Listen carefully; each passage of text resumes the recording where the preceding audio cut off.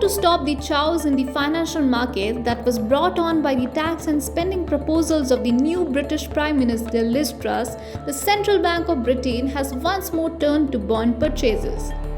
The decline in the value of government bonds, along with the consequent rise in yields, has raised the possibility of recession in the country's property market, pension sector, and overall economy.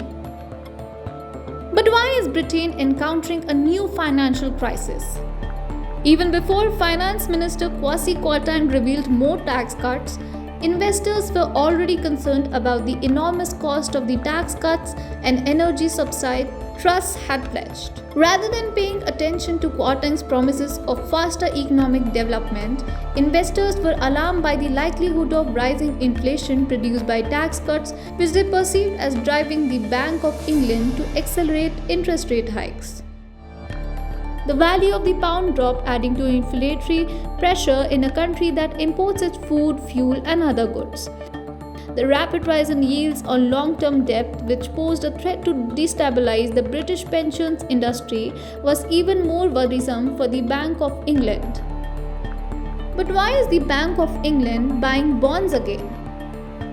By buying bonds, the Bank of England are seeking to reverse what it sees as dysfunction in the bond market. Specifically, the central bank was seeking to address problems facing pension funds, a source quoted. The funds are very sensitive to sudden drops in long-dated bond prices, and in extreme market conditions, a vicious circle of forced sales and further price falls can set in. By temporarily acting as a buyer for the bonds, the Bank of England aims to prevent panic selling. But what's going on with the pound, up or down? Sterling recovered some of its losses against the dollar, but it has still lost almost 6% of its value since the beginning of September, roughly twice as much as the euro. This means that at a time when its inflation rate is highest among the major group of 7 economies, Britain will experience greater currency-induced inflation pressure than its European counterparts. Investors predict that the Bank of England will raise interest rates from their current level of 2.25% to over 6% by May.